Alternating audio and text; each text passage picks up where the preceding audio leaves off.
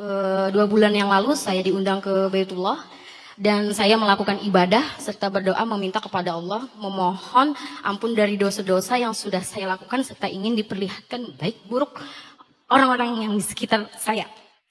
Karena saya ingin lebih baik daripada sebelumnya. Pada akhirnya, sebulan setelah saya umroh, banyak sekali yang saya alami bertubi-tubi dari diperlihatkan pengkhianatan dari pertemanan serta diperlihatkan dari masalah keluarga. Yang saya ingin tanyakan, apakah masalah yang saya alami bertubi-tubi itu adalah jawaban dari Allah pada saat saya meminta diperlihatkan baik buruk orang-orang sekitar saya yang Allah tunjukkan seketika secepat itu? Pertama, sebelum kita menilai tentang benar dan salah, saya nggak tahu ceritanya seperti apa, kasusnya apa ya. Saya nggak mau ngejudge.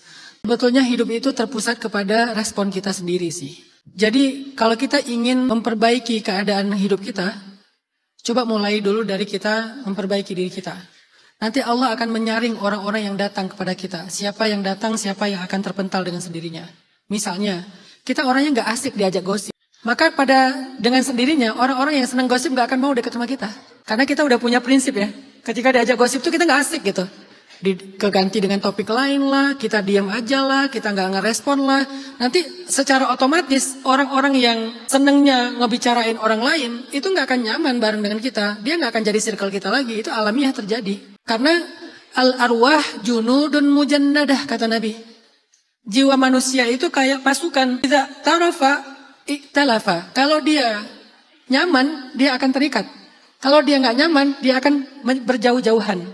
Nah, nyaman nggak nyaman ini tergantung kita. Maka jiwa-jiwa circle yang ada di sekeliling kita akan mencari apa yang nyaman buat dia. Sehingga Kak Naya dan siapapun di antara kita, kalau kalian ingin terhindar dari circle yang toksik, cobalah kalian istiqomah menjadi seseorang dengan sebuah standar, dengan sebuah value. Insya Allah nanti Allah akan mendatangkan untuk kalian orang-orang dengan value yang sama, dengan standar yang sama.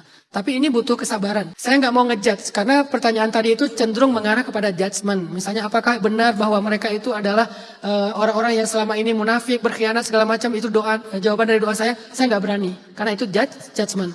Prinsip dakwah saya 2, no judgment, respect to other. Makanya saya nggak pernah terlibat dalam perdebatan sosial media. Kenapa? No judgment, respect to other. Tapi coba Kak Naya fokus aja. Tetap memperbaiki diri seperti yang niatnya ketika umroh tadi. Insya Allah Allah yang akan memfilter buat Kak Naya. Jadilah diri kita itu sebagai saringan. Saringannya apa? Standar kita, value kita, frekuensi kita. Saringan itu yang nanti akan menyaring siapa aja yang akan jadi bagian dari orang terdalam kita.